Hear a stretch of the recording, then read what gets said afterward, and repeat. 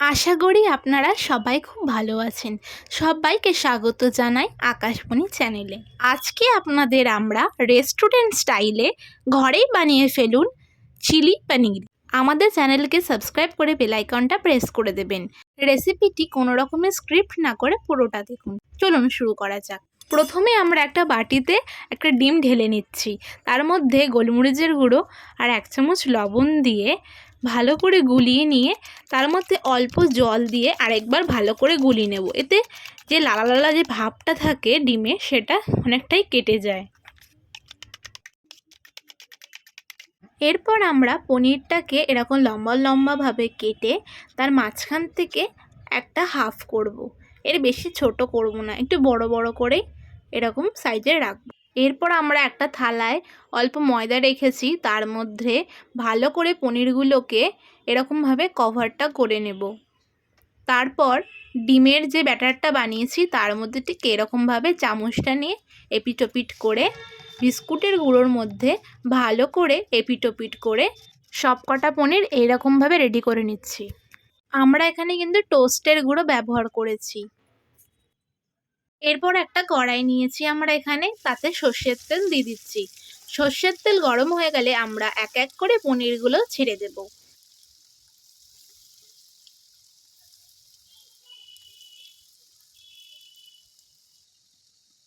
ভালো করে এপিট ওপিট করে লাল করে ভেজে নেব।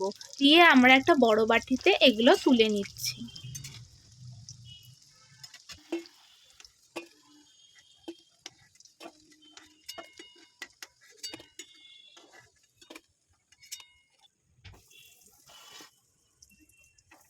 এরপর ওই তেলের মধ্যে দিচ্ছি গোটা জিরে, 2টো শুকনো লঙ্কা ভেঙে দিয়েছি। হালকা নাড়াচাড়া করে পেঁয়াজ কুচিগুলো দিয়ে দিচ্ছি। পেঁয়াজটাকে হালকা লাল করে ভেজে নেব। এর মধ্যে আমরা দিচ্ছি 1 চামচ লবণ দিয়ে ভালো করে নাড়াচাড়া করে এর মধ্যে আমরা আদা পেঁয়াজ রসুনের পেস্টটা দিচ্ছি। ভালো করে নাড়াচাড়া করার পর আমরা এর মধ্যে টমেটোর পেস্ট দিচ্ছি।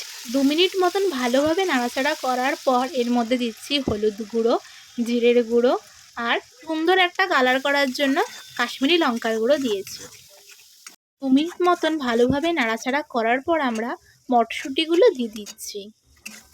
1 মিনিট মতো নাড়াচাড়া করে 2-3টে কাঁচা লঙ্কা দিয়ে দিচ্ছি।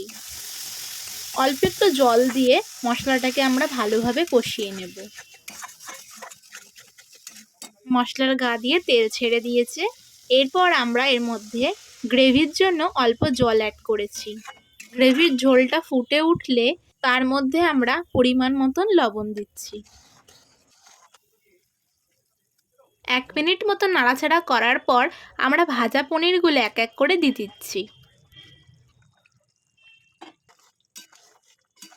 আমরা টেস্টের জন্য অল্প চিনি অ্যাড করছি। 2 মিনিট মতন নাড়াচাড়া করার পর আমরা এর মধ্যে টমেটো সস অ্যাড করছি। গ্রেভির ঝোলের পরিমাণটা কমে এলে তার মধ্যে আমরা অল্প একটু কর্নফ্লাওয়ার গুলিয়ে রেখেছিলাম সেটা দিয়ে দিচ্ছি। এতে গ্রেভিটা গাঢ় হয়ে যাবে। এরপর 1 মিনিট মতো নাড়াচাড়া করে পরিবেশন করুন চিলি পনির। আশা করি রেসিপিটি আপনাদের ভালো লাগবে। রেসিপিটি পুরো রেস্টুরেন্টের স্টাইলের মতন। রেসিপিটির কালার যতটা দেখতে সুন্দর তার থেকে দ্বিগুণ খেতে খুব সুস্বাদু। তাই একবার অবশ্যই বাড়িতে বানিয়ে খেয়ে দেখুন। আপনাদের বাচ্চাদের এই রেসিপিটি খুব ভালো লাগবে।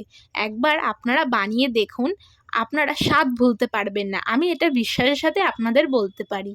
আমাদের চ্যানেলকে কিন্তু সাবস্ক্রাইব করতে ভুলবেন না।